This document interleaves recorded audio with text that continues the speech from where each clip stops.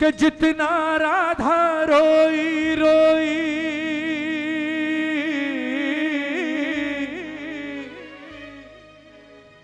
कि जितना राधा रोई रोई उस कान्हा के लिए, जितना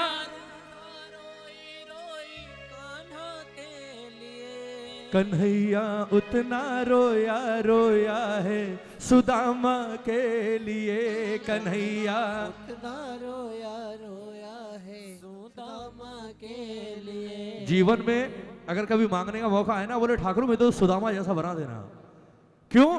क्योंकि अगर मैं सुदामा बन गया तो मुझे तुझ जैसा साथी मिल जाएगा, और जिसे तुझ जैसा साथी मिल गया उसे जीवन में किसी और चीज की दरकार ही नहीं है महाराज।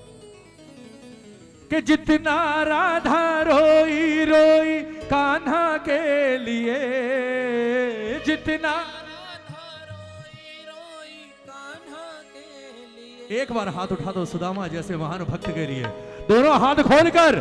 कन्हैया उतना रोया रोया है सुदामा के लिए, कन्हैया उतना रोया रोया है सुदामा के लिए।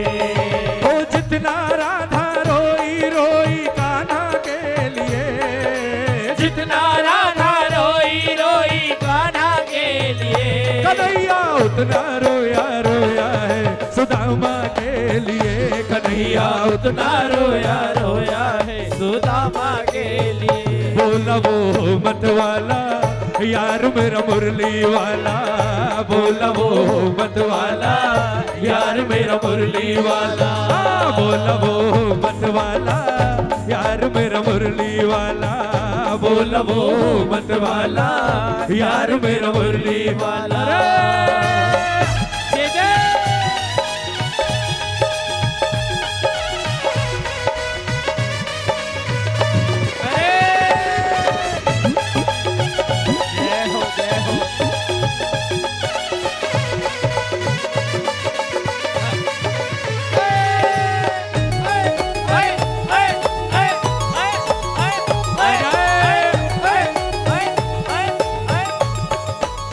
सुनिएगा, अब सुनना। द्वारपाल ने जैसे ही जाकर भगवान से कहा, बोले प्रभु दरवाजे पर एक भिखारी खड़ा है, फटे कपड़े, और वो अपने आप को आपका मित्र बता रहा है। भगवान ने कहा, बोले ऐसा कौन आ गया जो भिखारी बना है और मेरा मित्र है? भगवान ने कहा, नाम पूछा? बोले प्रभु पूछा। बोले क्या बताया? बोले प्रभु उसने कहा, बोले जाकर अपने द्वारकाधीश से कह दो कि उसके बचपन का साथी, उसके बचपन का मित्र सुदामा उससे मिलने आया है। ताली बजाओ। जैसे ही सुदामा का नाम सुना, जिस कृष्ण का नाम सुनकर दुनिया को करंट लगता है, सुदामा का नाम सुनकर उस कृष्ण को करंट लग गया। उछलकर सिंहासन से खड़े हुए और नंगे पांव दौड़ते हुए गए दरवाजे पर, और जैसे ही दरवाजे पर पहुंचकर नजर पड़ी सुदामा पर, कदम जहां थे वहीं रुक गए, जम गए, ना एक कदम आगे ना एक कदम पीछे, जहां वहीं, और नजरें सुदामा पर। और देखते देखते कन्हैया की आंखों से और आंसू क्यों आए? इसलिए नहीं कि दोस्त आया था, इसलिए नहीं कि बरसों बाद मित्र से मिला था, बल्कि यार की हालत देखी उसकी हालत पे रोया, यार की हालत देखी उसकी हालत पे रोया, यार के आगे अपनी शान शौकत पे रोया, यार के आगे अपनी शान शौकत में रोया। यार की हालत देखी उसकी हालत पे रोया, यार की हालत देखी उसकी हालत में रोया। यार के आगे अपनी शान शौकत पे रोया, यार के आगे अपनी शान शौकत में रोया। ओ ऐसे तड़पा तड़पे क्षमा परवाने के लिए, ऐसे तड़पा तड़पे समा तड़वाने के लिए। कन्हैया उतना रोया रोया है सुदामा के लिए, कन्हैया उतना रोया रोया है सुदामा के लिए। बोलिए भक्त और भगवान की जय हो, जय हो, जय हो, जय जय।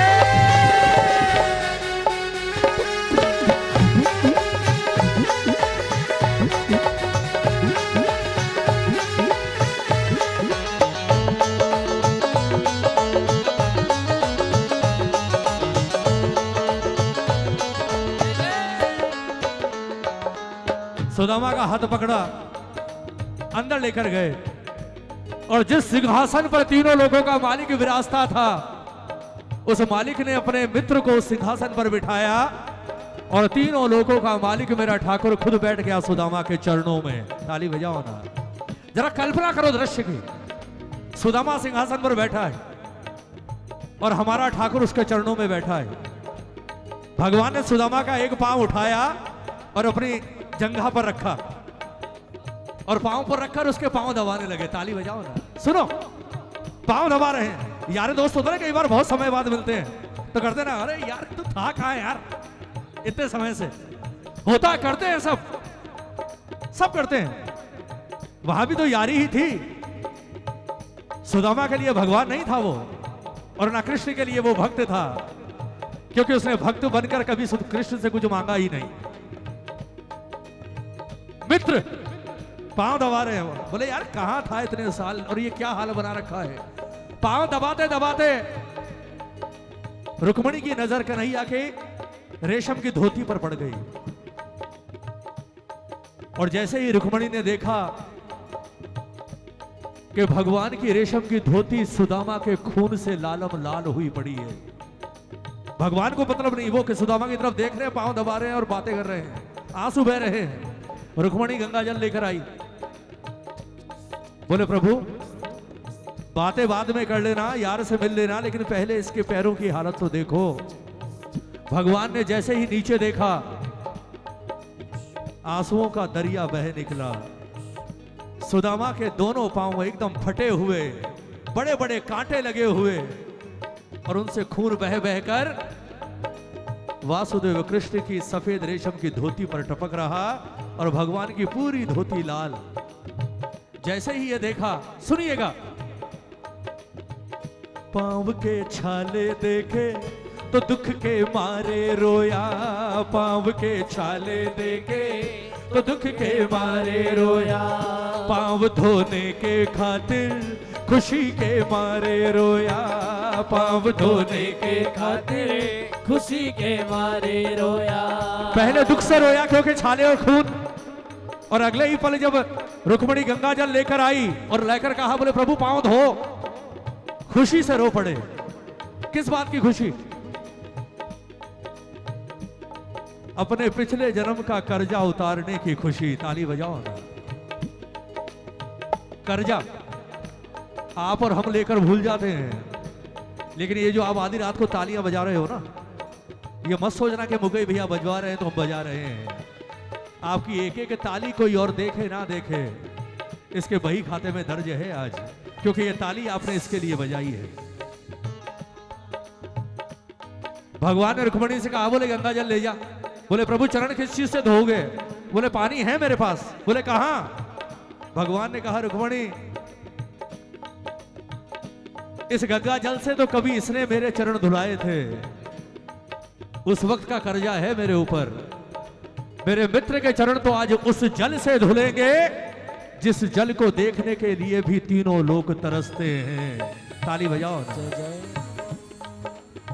भगवान ने सुदामा की ओर देखकर कहा, बोले याद है भाई, तेरा कर्जा है मेरे ऊपर, तूने गंगा जल से चरण धुलवाए थे मेरे। सुदामा ने पूरा जीवन याद कर लिया। बोले तू मुझे कब मिल गया भाई, और मैंने कब तेरे चरण धुलवा दिए?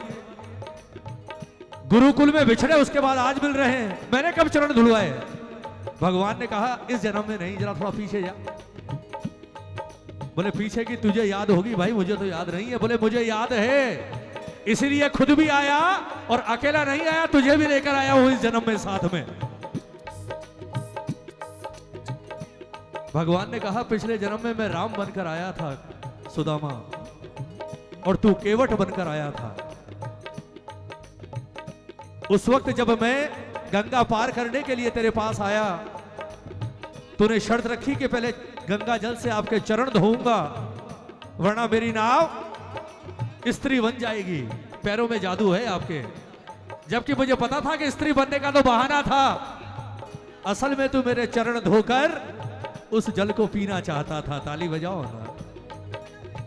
तूने मेरे चरण धोए, और जिस पात्र में मेरे चरण धोए, उस पात्र के सारे जल को खुद पिया और अपने पूरे परिवार को पिलाया। बोले पी लो। और जब मैंने गंगा पार जाकर तुझे कुछ देना चाहा, तूने कहा बोले प्रभु आज नहीं लूंगा, ये कर्जा समझिए मेरा, लेकिन जब आप यहां से वापस जाएंगे तो वादा कीजिए कि मेरी नाव में बैठकर जाएंगे, फिर लूंगा। और मैंने तुझसे वादा कर दिया कि चल तेरी नाव में आऊंगा। लेकिन जब मैं वापस आया 14 बरस के वनवास के बाद, तो सुदामा मैं पैदल नहीं आया, विभीषण ने मुझे अपना पुष्पक विमान दे दिया। बोले प्रभु इससे बैठकर जाओ। मैं चला गया, लेकिन मुझे अपना वादा याद था और तेरा कर्जा याद था। और जब मुझे लगा कि अब मैं नहीं आ सकता, मैंने बैकुंठ में जाने से पहले अपने मंत्री सुमंत को भेजा तेरे पास, जब तू केवट था, कि जाकर केवट से कहना कि इस जन्म में तो तेरा कर्जा नहीं चुका सका, पर अगले जन्म में तेरा कर्जा सूद समेत चुकाऊंगा।